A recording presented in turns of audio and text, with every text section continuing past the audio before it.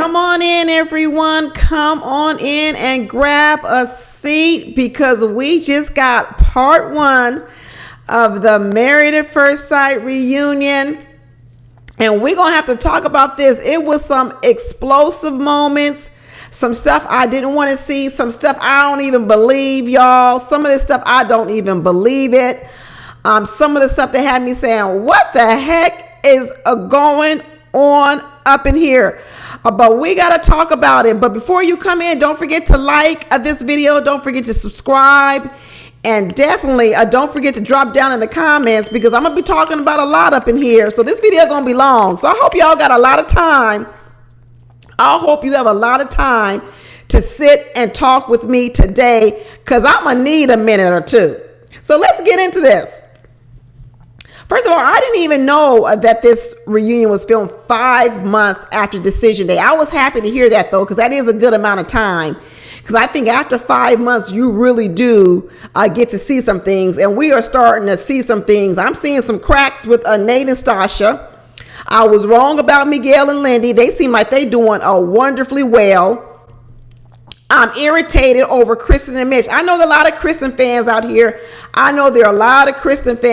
But you know what? She irritates me. And I'm tired of them pushing Mitch to say things he doesn't want to say and setting him up. I'm just tired of that. And they did more of it this episode. Justin, I tell you, you know what? I still don't like Alexis, but let me tell you, Justin didn't do himself no favors. He irritated the heck out of me as well. And this man, I don't know what's going on with him. I think he came on here to just spew a bunch of lies to try to save face for the way he looked during the season, and he looked a mess. And Morgan and Ben, they really could have kept them off the show because Morgan walked up here and doing the TikTok stomp, and I didn't need to see Morgan. I didn't need to see Morgan. And half the people done left San Diego. They done got the heck out of town, y'all. They were like, San Diego's a small town. San Diego is a small city. And let me tell you, between a Kristen, a Morgan, and who else left San Diego, they're like, oh no, they can't date in San Diego no more. They said, I'm getting the heck up out of here. I don't blame them because I'm telling you, San Diego is small. And so I could see how it can be real tough to recover from these Married at First Sight shows that have been on for the whole year, because people would know you, people would see you, and they probably would not have such good things to say about some of these people. But anyway, let's get in. Let's start talking about it. But hey, did y'all notice that Alexis and Justin both had on their rings? Why is that? Why were they wearing their rings? I almost thought they was going to try to tell us they got back together or something when I first saw that. I just thought that was weird that they both still had on their rings. But anyway, Lindy was talking about this was the best day ever. She was happy to be there. Lindy said, I'm happy to be here. Lindy looked beautiful. Lindy was glowing. Miguel must be loving her right because Lindy looked really, really good, y'all. So, you know what? I don't mind when I'm wrong. And I obviously was wrong about Lindy and Miguel. It seems like they're doing wonderfully, and it looks like she's getting love the right way. But we're going to get into that because I'm going to just take this episode the way it was presented to us. I'm not going to go out of order or nothing. I got notes because, of course, it was 2 hours long. I had to take notes. So I'm just going to tell you what I was thinking all along the way. And y'all can do the same thing down in the chat. You can tell me all along the way. But, you know, Nate was talking about, you know, how illuminating it was to see himself on camera. And it was an eye opener to see his blind spots. You know what? I was liking Nate by the end of the season. Nate was one of my favorites. And let me tell you, I am 10 toes down on Nate. I love the way that Nate carries himself. I love the way that Nate speaks. I love the way that Nate explains himself. And let me tell you, I loved the way Nate handled Justin. Some people might have thought he got hyped up a little bit too much, but you know what? I liked it. And I like when he stayed seated and Justin was all up acting a fool. And Nate sat right there and said, I know you're not going to come too close to me. I know you're not that crazy. Oh, I loved it all. 100% of it. But Kristen said she learned that she over enunciates. Good, Kristen. I'm glad you learned that, because there's a few other things you need to learn. Because if Kristen has to tell us one more time about how good of a catch she is, I'm telling you, if someone really believes they're a good catch, do you really have to tell everybody 100 billion times? No, you don't. I'm telling you.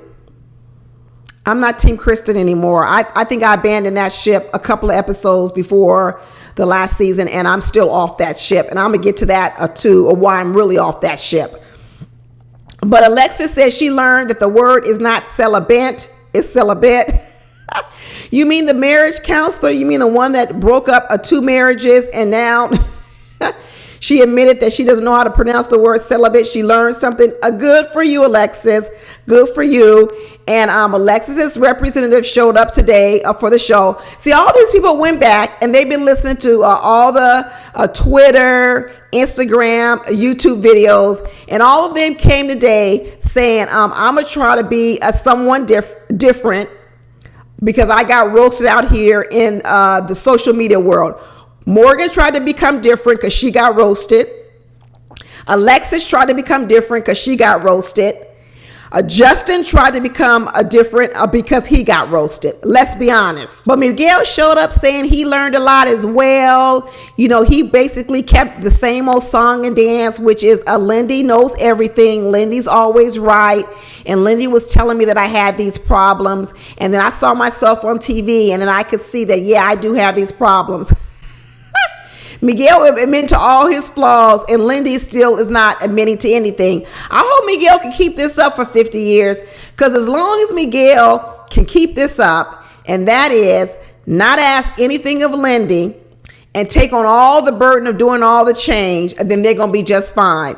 And so far for these 5 months, it seems as if Miguel is able to make all the changes, because when they asked Lindy, have you changed anything? She basically said no. She goes, I'm just working on things to make myself happy. She said she's working on self-worth. She ain't working on anything to get better and more different stuff in the marriage. She said self-worth. Good for Miguel and Lindy. I'm happy for them. I am happy for them. And as long as Miguel can keep up this pace, I guess they will be married for 20, 25 years, for a lifetime. Wonderful. Bravo. Justin started talking about it was an eye-opener on how much he cries. How could Justin not know he cries as much? Is he trying to tell us that he just started crying when he came on this show? He lying. Justin is a liar. He came on here trying to save face. And I tell you, if I had $1 for as many lies as Justin told on this episode, I'd be a rich, rich woman. And let me tell you, Justin was lying through his teeth on so many things. And let me tell you, it was not a good look. It was not a good look at all. But they first started off talking about Stasha and Nate and how they're the poster child for sex, and showing all their sexy shower scenes, and then they're showing that other scene where they had the vibrator. You know, that was a cute little moment, and that was fun. And they were showing all those types of things with Nate and Stasha, so they got to look back on that, and they were laughing and everything and had a good moment. Everybody thought it was a funny moment. Ha ha ha ha ha. And then they moved right on into saying, was everyone on good terms now? And there was a dead silence in the room. It was almost as if no one wanted to speak up and say everything. Obviously, the producers knew things weren't on good terms, because they wouldn't even ask that question, but they was trying to get the conversation started. And then he asked him, second question was, has anybody been blocked on social media? And boom, that lit the match up in the room, and it got set off. Like Queen Latifah, they set it off up in there. They set it off. And the next thing you know, Nate is telling everybody, yeah, Justin basically blocked everybody up on this stage. He blocked everyone up on this stage. And Nate was like, I want to know, well, why are you blocking everybody, Justin? Nate decided he gonna call Justin out. Now, we had gotten a glimpse back in the regular season that Nate was not liking Justin 100%. And let me tell you, it all came out on this reunion, because let me tell you, these two were going at it. So next thing you know, Justin is calling Nate fake. Nate is fake. Nate is fake. And you know what? This just sounds like stuff from the season when people were calling Nate curated. It's almost like Justin is just regurgitating something. And so, you know, Nate's like, well, what's your example of me being fake? What's your example of me being fake? And all of a sudden, Justin brings up some example that says, well, in the beginning, you were talking about we were going to be bros and we are going to be cool. And the next thing you know, you wasn't kind of trying to talk to me. And basically, you know, Nate kind of probably put a little distance between him and Justin. So he called that fake. So I guess he's saying it's fake when you say you want to be friends with someone when you first meet them, but after you get to know them, you don't want to be friends with them. Because that's basically what Nate did. In the beginning, Nate was open to be friends with Justin, just like anyone else would do, and say, yeah, man, we're going to stick together through this whole process. But once Nate figured out who Justin was, Nate was like, I don't want to have nothing to do with you. He was like, I don't want to have nothing to do with you. I'm going to keep my distance. And that's what Justin called fake. That ain't fake. That just means once I got to know you, I don't want to be your friend. That ain't being fake. That means I don't want to be your friend. Nate figured out that both Alexis and Justin were messy boots. How many times did we have to call them, both of them, messy boots? And Nate said, I don't want to have nothing to do with that. I'm not telling you my business. I don't want to hear your business. I don't want to be your therapist. I don't want to be none of that to you, Justin. I don't care what I said to you in the beginning before I got to know you. But now that I've got to know you, I don't want to have nothing to do with you. And if that's what you call fake, then that's fake. But I'm Team Nate 100% because once I got a glimpse of who Messy Boots Alexis was and the Messy Boots who Justin was, I would have been like Nate too. I don't want to have nothing to do with you. Why would I want to share with you my personal business of my marriage when we already see how you handling the personal business of Ben's marriage? Absolutely not. I'm with Nate 100%. Like I said, 10 toes down. And they say like, why I need to pay attention to you, Justin? You not my wife. He's like, you a crybaby. Why are you worried about? Because I'm not giving you no attention. You not my wife. I don't need to give you no attention. And just know they're talking about, well, you talk about you don't want to be in people's business because that's what your daddy taught you. But here you are over here being in Ben's marriage and Morgan's marriage. And Nate wasn't in Ben and Morgan's marriage. What he did was he told you that Alexis and Justin were being in Morgan's marriage and that you guys broke up that marriage. That's what he said. He spoke on it. But Nate wasn't in their marriage, but he did speak on the fact that Alexis broke up that marriage. And she did. Alexis had a heavy hand in breaking up that marriage. And I don't care what anybody else said, but she added hot sauce on everything she told Morgan, and she didn't need to do none of that. She had a hand in breaking up that marriage. Who knows? It might have broken up anyway down the line because they definitely not a good couple. They not compatible. But the fact of the matter is, she helped light the flame that threw gasoline on that marriage. She might didn't light the flame, but she helped throw some gasoline on it, and she really just should have stayed 6 feet away from it. She really should have, but she didn't. And then next thing you know, Nate's telling Justice, you just mad, you're emotional, you're over emotional. And then here comes the first lie of the night with Justin. You made a pass at me, you hit on me. I'm thinking, what? What's he talking about? So he said, you made a pass and you hit on me. And next thing we know, the pass is because Nate told Justin that his teeth look nice and that he had nice skin. What are you talking about? Everybody know that Nate is a metrosexual out here. Everybody know that Nate is into self-care. Like he said, getting his toes done, nails done. That's what they call it, metrosexual. But I can't believe that Justin tried to insinuate that complimenting him on his teeth meant that Nate was gay. Justin got problems. Justin has some real problems, and he was coming out swinging, trying to attack everyone, and the way in which he was going about it was all wrong, and he looked horrible. Absolutely horrible. He thought he was going to come out and make himself look better and tougher. He actually looked weaker. He actually looked more like a punk as opposed to looking stronger. He looked horrible. And let me tell you, that little Las Vegas side of Nate came out. That little fake Louis Vuitton slinging days came out, and Nate was like, I will fold you, man. He was like, I will fold you. And then, here goes just, I'm going to take that bass out your voice and hopping up and taking off his jacket. Why you got to take off your jacket, Justin? You ain't going to do nothing. You can't even handle Alexis, let alone you going to go over here, try to go up against Nate. Nate didn't even get up out his seat. That's what I loved about Nate. Nate didn't get up out his seat. Nate was like, I don't even need to get up out my seat to handle you. I'm not going to flinch. I'm not going to even stand up. And here go Justin getting up out his seat, taking off his jacket and talking about, come on, security, hold me back, hold me back. Justin looked like a fool. And I really appreciated Nate not falling to that whole toxic masculinity that Justin was trying to goad him into.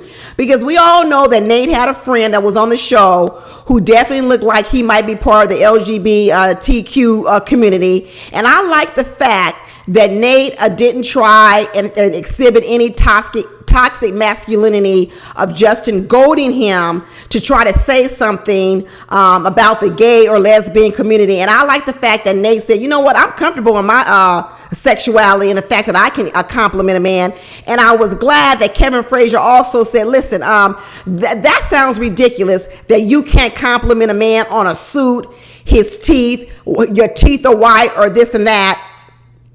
And all of a sudden you got to be considered like you gay. Justin looked like a fool. He really did look like a fool, y'all. But let me tell you, Nate was ready to go. He was ready to put that foot up that ass of Justin. And he was like, anytime Justin even opened his mouth, Nate was like, I'm getting right on him. But then everybody chimed in and said it's basically true. It's basically true. So here is Justin saying, why do you care if I unfollow you? But that's not what Nate was saying. Nate was saying, you just didn't follow me. You unfollowed everyone. This wasn't nothing personal about Nate felt like you shunned him personally. Nate was pointing out the fact that you unfollowed everyone. Nate wasn't talking about himself like he's hurt by the fact that Justin unfollowed him. Nate was not hurt over the fact that Justin unfollowed him. Nate was pointing out that you unfollowed everyone, and one by one, Justin had to go down the line and talk about why he unfollowed people.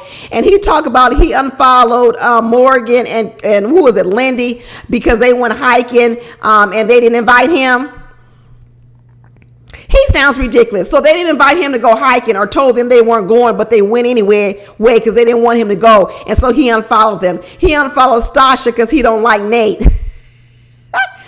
I'm telling you, Justin looked horrible. As much as I don't like Alexis, these two make a horrible couple. Neither one of them are ready for marriage. Neither one. And now when you saw Justin on this stage, all that stuff his brother talked about, how he was immature and wasn't ready for marriage. He looked very immature and horrible on this reunion. Justin did more damage on this reunion than he did all season. It's so ironic that he probably came on this reunion trying to redeem himself for things that happened during the season. And the truth of the matter is he actually came on this reunion and made himself look worse. He looked horrible. Justin only had one good one-liner in his little banter back and forth with Nate. When Nate said, you always in your feelings. And he told Nate, well, you need to get some feelings. I thought that was funny. That was a good comeback, Justin. But once again, you could tell that Justin was just pulling from lines that had already been said. One thing I remember about Justin throughout the season, he would mimic Alexis. No matter what Alexis said, he would mimic it. It was almost as if whatever she did to hurt him, he would come back and he would kind of say the same things back to her, almost like he didn't have no original comebacks against Alexis. And he actually started doing that in the reunion because a lot of the things that Justin was saying to Nate, I was like, that sounds like what we were saying out here in the YouTube world and the blogs about get some feelings. Because why would Justin say that about Nate, get some feelings? Because you know what? Why Nate don't need to have no feelings for you. That was something that was said about Nate throughout the season, about not opening up to Stasha, and here was Justin trying to use that against him in this argument. It was just like a punk ass move. It really was a punk move. Justin, He need to just go on and sell off into the sunset with Maya. Where is Maya? That's what they really should have been talking about. Or where is Maya? Because all this other stuff, who cares? Who cares anymore? And then we had to relive this little amicable divorce between Kristen and Mitch. And this is when I started getting irritated, because once again, they were doing to Mitch what they did to him in the last season. And once again, they kept prodding Mitch to keep saying over and over again he didn't want Kristen. And he had said it plenty of times. And this is what I didn't like what they did to Mitch. But I like that Mitch got to explain himself. Because what Mitch was talking about was that when they had that so-called amicable divorce and they were sitting in front of Pastor Cal and Dr. Pepper, Mitch said emphatically that he was over the marriage. And then next thing you know, here is Kristen sitting in front of her friends talking about the door is ajar. So now what Mitch has to do is put her down. Once again, put that dog down. Reject that dog one more time in public. And Kristen keeps doing it. Kristen keeps wanting Mitch to give her public affirmation and making him say things about her that he doesn't want to say. After a while, it's not Mitch's fault no more. I'm not going to be going on this Mitchism no more and how Mitch is mean. I'm not going to do it no more, because you know what? Mitch has said what he has said. And if you keep prodding him and making him have to say it over and over again to you, Kristen, that's your fault. That's your fault. You're the one that keeps bringing it up. You're the one who keeps goading him. And if he has to keep saying it over and over again, and he has to keep saying things that make him look mean, I'm Team Mitch. I'm Team Mitch. I said it to you in private, and now you want me to say it to you in public again? You want me to change my story? I'm not changing my story. I was Team Mitch this whole reunion. I know I'm alone out here. I know I'm a girl on an island when it comes to this. But I'm telling you, Kristen really irritated me. And then here we come in Alexis, and they ask Alexis, so Alexis, why did you even bring it up after they had already said they were going to get a divorce? Alexis, why did you bring it up and ask Mitch that question? And you know what Alexis said? Basically, Alexis said, and I'm paraphrasing, the reason I asked the question was because what she wanted Mitch to do was put another nail in the coffin, because she wanted her friend, Kristen, to close the door completely. So what Alexis is saying is she already knew Mitch was done with Kristen. That's what Alexis is saying. I knew Mitch was done with Kristen, but Kristen was still hanging on.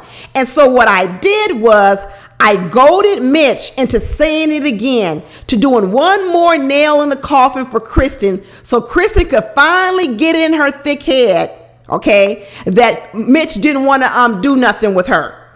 That's what Alexis said. So Alexis said, I was willing to let my friend get her feelings hurt again, so that finally Mitch could put a nail in it. And that's what I'm telling you. That is what they did to Mitch all the time, because Kristen had a thick head. She wasn't getting it. And what they kept doing to Mitch, Dr. Pepper did it. Everybody did it. They did it on the show. They kept making Mitch say the same thing over and over and over again. After a while, that ain't his fault no more. That ain't his fault no more, because Kristen got a thick head. That's not his fault. That's why I give Mitch grace. And you could tell that many times Mitch was really trying to watch his words, but they kept asking him over and over and over again. It was sad to watch. I was irritated by it. And then Kristen keep talking about, well, it was mixed messages, and we were really confused. No one was confused.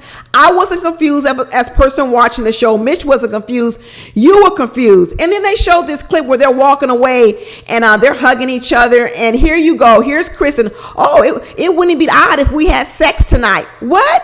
What are you talking about? So here you are. You just said you want to get a divorce. He said he wanted to divorce you. And you're walking away talking about it wouldn't be odd that we had sex tonight. But then you're trying to tell Mitch that he's unclear, that he's sending mixed messages and he's confusing. No, Mitch wasn't unclear. He was not confused. He was very clear in what he said. And it was Kristen. Like I tell you, Kristen needs constant constant validation. And even when you reject her, she comes back for more. And she goes on later on this episode trying to talk about, well, I wouldn't have needed all the constant validation if Mitch hadn't rejected me so early on. No, that's a lie. That is a lie. Lies, lies, lies. Because you go on, Kristen went on and talked about how even when Mitch first said he wasn't attracted to her, she never believed it. She was, oh no, I could never believe he wasn't attracted to me because I'm a good catch. I'm a wife. I'm all this. Okay, got it. So if you think you're a good catch and you're a wife, then why you need all this constant validation? It don't even add up.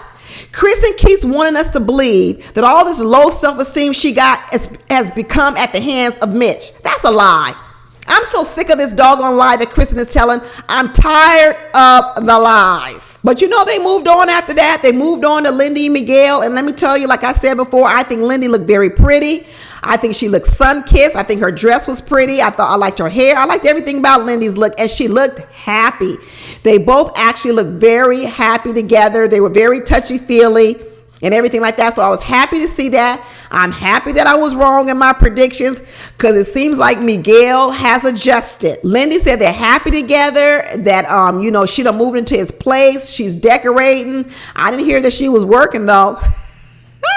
I know she is. She got that health care. And we come to find out that she has hyphenated her name, and Miguel was happy with the hyphenation. It became the compromise between the two, and everything looked like it is working out well. They talking about they're gonna buy a house in a year, then after that they're gonna end up having a baby. Lindy says she ready to have a baby now, but I guess they want to get a house first. So you know what? Hey, I love all the plans they making for the future. I love to see it because in the end, that mean it worked. I will be happy being wrong if it means that there's another happy couple running around out here in these San Diego streets. I'm happy for him. But when they asked Miguel what he's improved upon, he said he improved upon listening to Lindy, being patient with Lindy, accepting Lindy for who she is. And they asked Lindy, have you improved anything? And she said basically no, because all them complaints he had was surfacey. So I ain't trying to really change too much of anything. Lindy said, I'm going to be the same old person, and it's going to be up to him to do all the changing. And that's why they're working, because Miguel has dug in and he has decided he's going to do all the changing for Lindy because he's in love. He's in love with Lindy. And you know what? The love is carrying him through, and I am here for it. If this is the truth, I'm here for it. But then they went to Nate and Stasha. Nate and Stasha came out and everything, and they started doing their little series, a little interview with them. And they look good together. They came out looking like the happy couple. So in the beginning, I was feeling really good about them. I was like, oh, the happy couple, they're doing well. They said, yes, they're definitely still together. And then we find out that he told Stasha that he loved her. So I was happy to hear that, because at first they was playing with us, y'all. They was playing with us. And I thought he was going to say, no, he didn't say it. But it turned out he did tell Stasha that she loved him. And she was like, I knew it anyway. Well, if you knew it, girl, why was you so pressed? But anyway, okay, Stasha. So yeah, they were like, yeah, he's in love with her. They in love. Then they told about their living arrangements and that they are basically staying in both places. I'm actually okay with that. There might be some people who don't like that, but at first I thought they were going to say that they were both living in their separate apartments, and I was going to be like, oh no, this sounds like last year stuff, Noe and Steve. This ain't going to work. But then they told me that they moved together, which I get that, because like I said, I go to San Diego, and I'm telling you, San Diego traffic is a beast. And so Nate was saying his apartment is in the city downtown, and Stasha lives probably far out in the suburbs. And let me tell you, that's a long drive if you got to come into the city. I don't know if Nate works from home or what, but it definitely is a different vibe. So, I mean, it's almost like having a little weekend house or a vacation house that they can pop around to from from being in the suburbs, a week or whatever, and then coming out to coming to the city for a week. So it sounds like it's working out, and it sounds like it is a compromise for Nate to do things at his pace, because I don't think Nate wants to give up all the control to Stasha all the way. I really don't think he does. I think he is still leery about it, because we start to hear some little rumblings going on with them. We see that they got some areas that they need to work on, because they got some control issues still going on with Stasha. They really do. But Nate gave her a lot of confidence. He basically said she is everything that he ever wanted in a woman. She's nurturing. She's accomplished. She's beautiful. I don't know, he gave her a lot of compliments. He was running them all down. And I really liked what he was saying about his wife. I thought Stasha should feel good about what he was saying about her. She ate it up. She liked it. And she said that, that she was happy with him. And she felt that they had a good chemistry and that, she liked his ambition and all this other kind of stuff. So I was feeling really good about them in the beginning when they started sitting down for the interview. But then, stuff started going left, y'all. And I started seeing some cracks in the armor. I was like, uh-oh. Wait a minute, what is going on here? And I still like Nate though. I think Nate can identify what his issues are.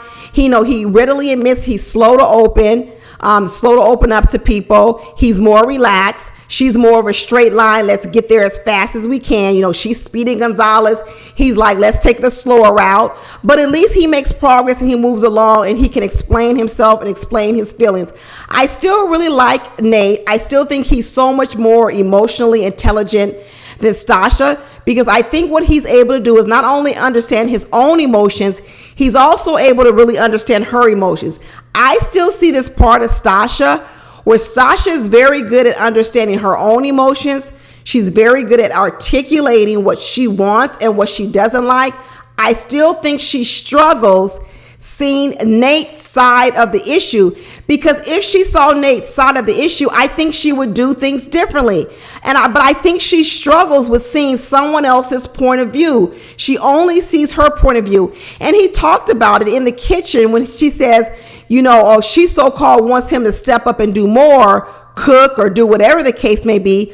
But when he does cook, she comes in and interrupts him and takes over. So it's like, well, if you want him to step up more, if you take over, then how is he supposed to step up? It's like she doesn't get that part. She doesn't get how she also needs to do things differently if she wants to see something different for Nate. She's got to be able to give room to see the things she wants to see differently, but she doesn't give any room for it. She wants to see it, but she doesn't make room for the difference that she wants to see. That's what I'm saying. That's the thing about Stasha. And I don't know. I don't know if she hasn't made any progress in these last 5 months, but I'm starting to see that this is starting to wear on not only him, it's actually wearing on her as well. And then when Kevin Frazier asked her, are you getting what you want from Nate? And she says, no, she really would want more from Nate. She wants more, opening up. She wants more of a connection. She wants more of these types of things for Nate. And she wants him to open up more to her.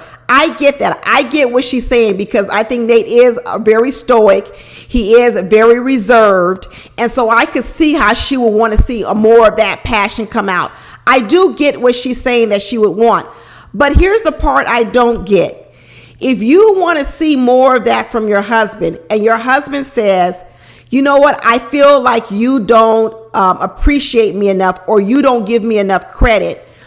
And if she's saying that to you, I don't understand why she doesn't go into a mode of over complimenting Nate, so that she in turn can start getting more of what she wants.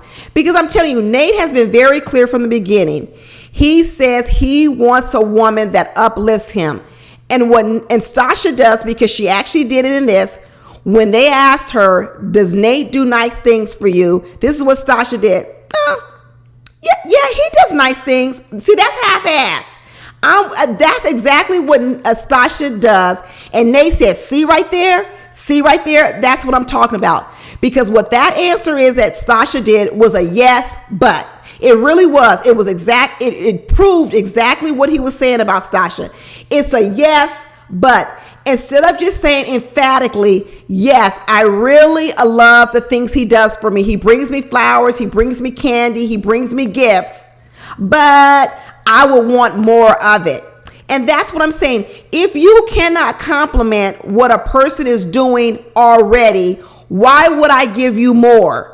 Right? It's almost like you giving a gift to someone and saying, well, if you can't compliment and give me credit for the gift I gave you, what would make you think I'd go out and buy you even more stuff? No, you're going to need to be appreciative and thankful of what I'm doing right now before I want to give you even more. And that's what Stasha's not getting. She's saying she wants more from Nate, but the problem is she's not fully appreciating and validating whatever he's given to her now. And I don't know why she doesn't get this. I don't know why Stasha hasn't learned that you have to stroke a man's ego. I mean, goodness, do people understand men's egos out here in the world? That men's egos need stroking? And if you're going to be a wife, you better learn how to stroke a man's ego, just like a husband needs to learn how to compliment a wife. And I don't know what part of Stasha doesn't get about learning to stroke a man's ego, because she really doesn't want to get up off of it, but yet she keeps asking Nate for more of an emotional connection. He ain't gonna connect with you more emotionally if you don't start stroking that ego, Stasha. You better start stroking that ego, and she will then start to get more of what she wants as well. But let me tell you, you started seeing the cracks in this marriage, and you could tell that these two are struggling with some things. I sure hope they go and get some counseling really fast, because I'm telling you, even though Nate is saying they're working on it, I could see the strains on both Stasha and I can see the strains on Nate, and I hope they get a little bit of help to work them through these issues. And they have put that a baby thing all the way on hold, and that's why I don't get Stasha on this point at all. Stasha is the one that wants a baby. She wanted a baby a year one, and if your husband is saying, hey, I want you to give me full credit for what I do, full credit, not partial credit, full credit, because when you do that, that'll make me feel more loved, which means he'll open up, which means you'll get that baby you want, Stasha. I mean, if I wanted a baby and I was Stasha, I mean, I would be the biggest cheerleader for Nate, because you would get what you want. You got to look at it, even if what you think he don't deserve all that credit. When she said, you know what, I guess he wants a lot of credit for washing the dishes or cooking dinner 1 day a week or 2 days a week, even though there's 7 days a week. I get it, because you know what? A lot of men are like that. They want the biggest praise because they do one little thing with the baby or one thing around the house, but you over here doing a 10 to 15 times more what they doing. I get it. That's every woman's got that same complaint. But Stasha, you want a baby.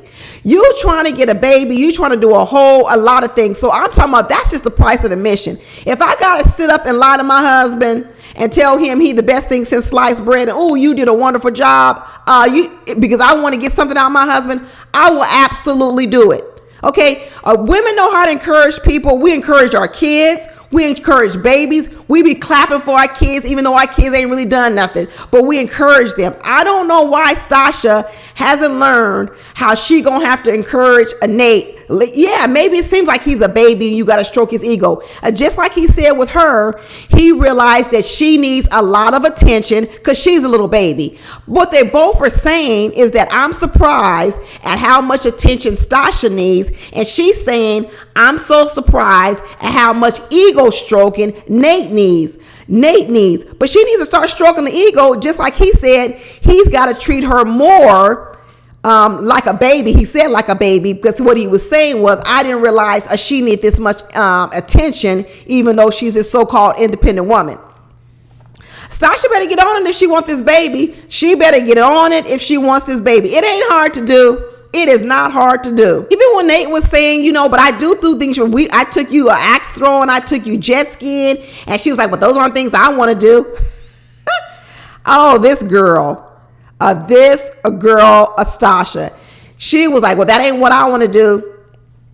She don't even know how to do it, y'all. She don't even know how to do it, because I think Stasha is so used to thinking she's the prize. And she doesn't realize that she also has to do things for other people. And she looks at it from me. I really hope they get some help and someone helps her with this, because I think if she doesn't get some help, this marriage they're going to have problems, y'all. And I'm really getting worried about these two. I hope they work it out. I really do. And then they had to come back to Mitch and Christian. I'm telling you, I didn't even want to watch them, and not because of Mitch, because of Christian. And I just didn't want to watch it, because I knew where Kristen was going to go with this. And so once again, they started going on the thing about how horrible Mitch was in the beginning, which he was horrible. He talks about in retrospect what he learned, and how horrible he was. He apologized again to Kristen about what he did. He took accountability for the fact that that really set a bad tone in the marriage from the very beginning, and it really made them get off to a very rocky start. And it looks like they just never recovered recovered from it. She never recovered from it. And the fact of the matter is she never recovered from it, even though she said she's a catch and she doesn't have low self-esteem, but yet she never recovered from it. Well, if you don't have low self-esteem, there's kind of nothing never to recover from. But I don't know how you can have high self-esteem, but then you never recover from it. That doesn't even make any sense. And then she said, well, even when he said he wasn't attracted to me, I never believed it, because even though I'm not a Jessica Biel, I know I'm a catch. I know I'm a hot thing out here. Okay, Kristen, I mean, how many times are we going to have to hear from you? You're a whole wife. You're a good catch. Okay, we got it. And then they showed this scene, which I don't know. I guess Kristen thought that scene was going to look better, and Mitch looked bad when he said, hey, do you have any hobbies? I don't know what your hobbies are. And Kristen jumped all down his throat to me. What do you mean I don't have any hobbies? What do you think hobbies are? I thought that was a nasty exchange. But once again, it showed who Kristen is. You can never say nothing negative to Kristen, or you can never say anything. You can't question her or nothing. Just the fact that Mitch asked her, do you have any hobbies, triggered her. She was triggered because what she hears in her head is it's a put down. That's what she hears. Every time you say something to Kristen, she takes it as a put down, because unless you are standing up on a podium and praising her, she looks at it as a put down. She needs constant validation. You mean to tell me asking you, do you have a hobby? I don't know what your hobbies are. That's a put down? Good Lord. Kristen gets on my nerves. And she's like, everything I do is a hobby. Walking the dog is a hobby. That ain't no hobby, walking your dog. That's a duty and a task.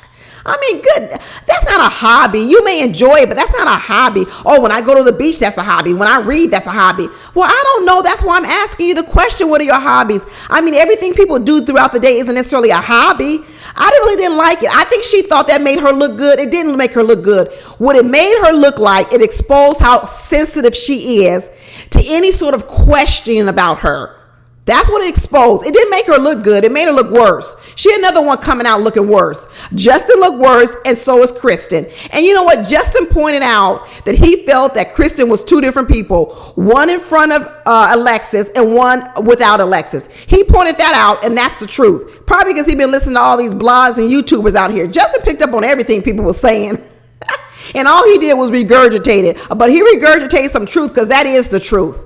That is absolutely the truth. And then here go Kevin Frazier asking Mitch again, well, I just feel like you didn't want to be married. Mitch didn't answer. Because you know what Mitch's answer is going to be? No, he didn't want to be married. He actually just realized he didn't want to be married to Kristen. But he didn't want to say it. He didn't want to say it. So he stayed silent. He couldn't figure out the words, because what Mitch has figured out is he can't win when he talks. When he tells the truth, he gets hammered. When he tells the truth, he gets hammered. And really what he wanted to say to Kevin Frazier was, no, I want to be married. We just want a good match. He didn't want to be married to Kristen. Mitch realized in the end, it had nothing to do with attraction. In the end, he didn't want to be married to Kristen because of who Kristen is. It had nothing to do with him not thinking Kristen was a good looking or gorgeous or anything else. What he realized is, I can't be myself around Kristen, because in order to be around Kristen, you can never say anything to her that may not be a compliment. You can't say anything. She's so sensitive, he can't even hardly talk. And here they come again, put Mitch on the stand and make him reject her again. Well, do you think there's any chance you two could get back together again, Mitch? Once again, there you go, making him have to reject her again. He's got to say it for the 50 billionth time. He says, no, I don't think there's any likelihood that would happen. Trying to let her down easily. And what does she do? She gets upset. Oh, I know my worth. I know my worth. Well, if you know your worth, why are you still talking about it? Why do you always say these things to him if you know your worth? No. I don't believe Kristen, not one bit. A lies. And then they start talking about this retreat again, and Kristen talking about how the retreat was so fun, and how they had such a great time and wonderful time. And then Mitch spoke his truth. And Mitch said, well, you know what, even then, even though we had a good time and I felt like we really opened up, I still had some concerns then. And then what he said is, I had concerns, and the concerns were not about her physically. The concerns were about, because what Mitch realized, that in order for Kristen to have a good time on that retreat, what he had to do was silence himself. That is the only time he realized, wow, now I see her happy. But in order for her to be happy, now I realize who I would have to be in order for her to be happy. And he started to realize I can't be this person. And he spoke his truth, and he said, you know what? I still had concerns. And the ego of Kristen couldn't take it. What do you mean you had concerns? How could you have had concerns? We had a wonderful time. It was a wonderful time. He's like, well, I had some concerns. Oh, yeah, I don't believe you. How could you have some concerns? We had a wonderful time together.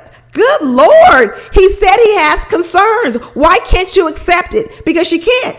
She can't accept anything that's not a full-on compliment of her. She can't handle it. So yeah, these two, she goes on and starts talking about how she moved to New York. She's been spending a lot of time in New York, or she's moved out of San Diego. Like I said, I get out of Dodge because let me tell you, San Diego's small. San Diego's a small town. A lot of these people gonna need to start over and move to a new city because San Diego's a small town. So it sounds like a Kristen transferred and went somewhere else because she's like, I'm not gonna be able to date in the whole city of San Diego no more after this.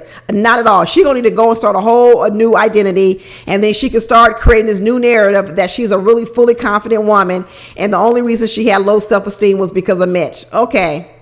Go on to New York, girl. Go on to New York. Mitch said he ain't dating. He said he know he got problems. Mitch said, I know I got problems. I need to not date for a while because the next time I do date, I want to come into the relationship completely different than what he did here. Good for you, Mitch. At least Mitch is aware of the problems and things he did wrong, because he did a lot of things wrong, but at least he came out of this thinking he did something wrong. But Kristen, on the other hand, does she think she did anything wrong? Not at all. Kristen does not mention one thing that she did wrong. Not one thing that she needs to work on. Not a one. She came away from this experience talking about she knows her worth. She's a good wife. She did nothing wrong. So she's going to go off and go on to the next relationship and be the same old person. Probably the same way she came into this relationship like she did from the last relationship from that man that stood her up. Learning nothing. Nothing at all. I have more hope for Mitch than I have for Kristen, because as much as Mitch has Mitchisms and he did some really things wrong, at least he's willing to acknowledge what he did wrong. Kristen, on the other hand, has not acknowledged one thing, nothing that she needs to work on, not one thing. And then they had to show this Morgan and Ben, Morgan walking in doing the Morgan stomp. It's like some new TikTok dance, the Morgan stomp. I'm traumatized. I really didn't want to see them on the screen, and I was afraid, because when we saw the clips before, I was afraid they was going to say these two started dating again. I thank God these two weren't dating. And here we had a Morgan show up, because we know she got roasted in social media, and here Morgan showed up trying to be a different person, talking about, oh, I understand him now. He was under a lot of pressure. Girl, too late. We know who you are. Don't be showing up here trying to be no representative like you all of a sudden a nice person. We know exactly who you are. You tried to come here and show up in a nice dress, but she did look pretty. Her makeup was pretty. Her hair was pretty. Her dress was pretty. And she knew that we all talked about them scrubs and how she was a man and all these other kind of things. And she decided she was going to come in here as a completely different person. But we know who Morgan is. We know exactly who Morgan is. And there ain't nothing she can do to change my image of Morgan. And it didn't work. It didn't work. Whatever the game plan was for Morgan coming on here, it didn't work. And Morgan also was one who had to get the heck out of Dodge, who had to move out of San Diego. It sounded like she becoming a travel nurse. She better not stay in no city or too long. Talking about she dating here and there with people. She ain't dating. Don't nobody want to date Morgan.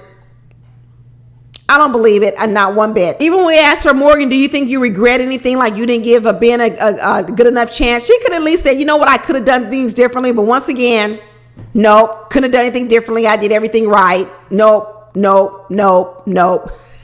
I can't stand when people go into situations and don't learn nothing from it. It irks me. It really does irk me when you go into situations and you learn nothing. Nothing. I'm not saying you got to take full responsibility for everything, but you didn't learn nothing. Not one thing. Ugh. Can't stand it, y'all. Ben said he ain't ready either. He said, shoot, he need to heal his inner child. He sounded like he been talking to Lindy. Isn't that what Lindy called herself, the inner child? All these people, they must have been watching each other because they coming up with everybody's phrases, using each other's phrases.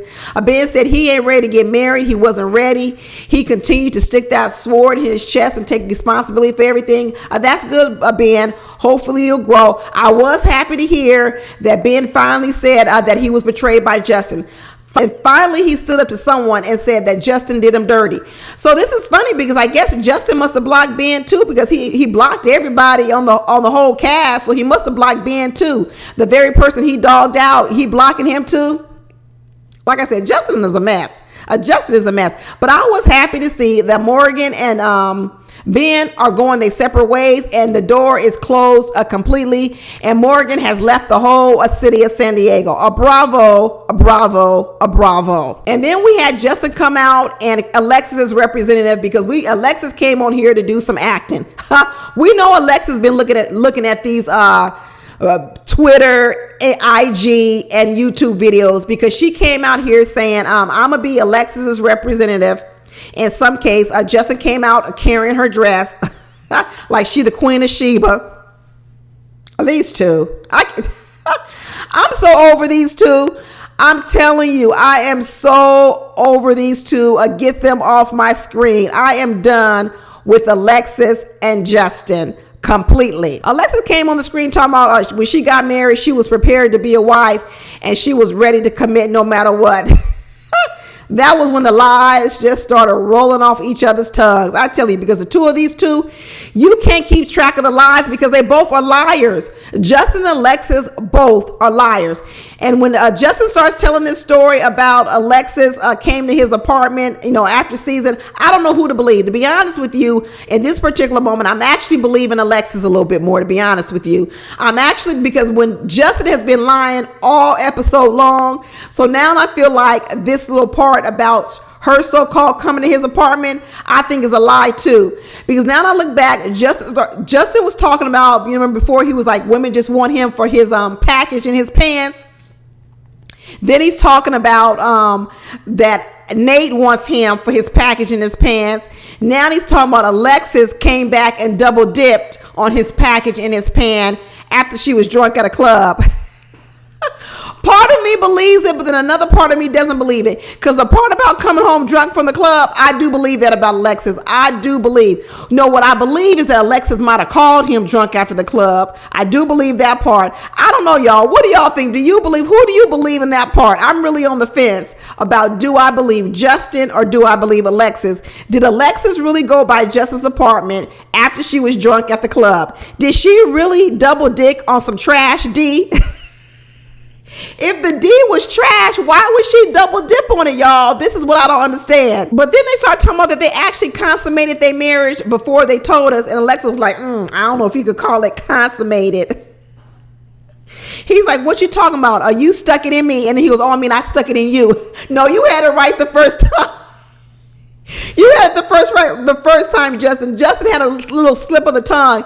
He said, no, you stuck it in me. And he was like, oh, no, I stuck it in you. No, you had it right the first time. I was cracking up, y'all. I was like, oh, is this a little Freudian slip here? Oh, yes, it was. He said, you know what? We did the first night and the third night, and both nights you had an orgasm. I know I did. It sounded like you did. And Alexa was over there like this. These two, I'm telling you, these two are horrible, horrendous. I'm telling you, it was just hard to watch on the screen. I was like, oh my God, I wanted to click off so bad because I felt like, we've been through 16, 17 episodes of this. I'm so over them. I am so over them. But Justin, I guess, I told her, don't tell anybody we slept together. I guess because it wasn't the best performance. And she was like, okay, I'll keep your secret. So she kept the secret. I don't believe her.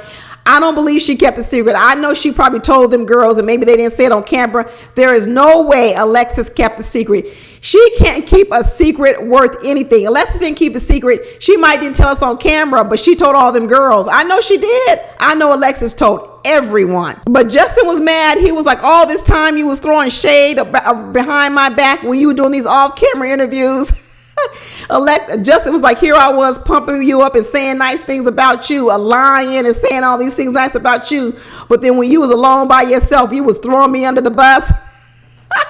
Justin said, I'm going to come out swinging. I don't care if what I say is the truth or not the truth. I'm coming out swinging. But Justin messed up. His game plan was all wrong because the truth of the matter is Alexis was the villain. Nobody really liked Alexis out here in the streets. Justin really could have come on here, kept his composure, and people would have been on his side. But I'm telling you, this performance that Justin pulled here today, nobody was here for this. Nobody was here for this at all. Justin looked like a fool. And then Kevin Frazier was like, well, are you guys still together? And they were like, no. And Justin said, well, that's by my choice. I don't want to be with her. It was my choice. And Alexis like, it ain't your choice. It's my choice. Here go the competition. Alexis like, you ain't going to be dumping me. I'm dumping you. I got to go on my story. My story going to be, I had 3 proposals. This man I married said he loved me within the first day. And then I had to dump him. She's like, you ain't going to take my story away. You ain't going to be trying to talk about you dump me. These two, man, the egos are the outsides. They big right now. Justin is puffing out his chest, and we know Alexis got an ego. This was a bad match, y'all. This was a bad match. He's like, I ain't going to allow you to gaslight me no more. I'm going to stand up for myself. But I guess it ain't going to end here because the previews look like we about to go on with this little fight between the two. I guess we're going to hear some more stuff from them. It's going to be more lies told, and we're going to have to figure out whose lie did we believe the most. And I'm telling you right now, I really don't know whose lie to believe. Did Alexis really come to Justin's house drunk to try to get some on some trash D? Or is Justin lying? I do believe Justin's lying. I'm going to go with that. As much as I don't like Alexis, I just don't understand why she would circle back after the decision day for some trash D. I don't believe it. And now that I see what the game Justin is playing out here today, lying on Nate, lying on everybody else on stage, to me, this is just one more lie, one more par for the course, because he's trying to save face for the way he looked all a season long. But what do y'all think? Drop down in the comments and let me know. And what do y'all think about this episode? But that's it, y'all. I hope you hung in there with me to the end. And I will talk to you next week for part 2 of this crazy reunion. Bye.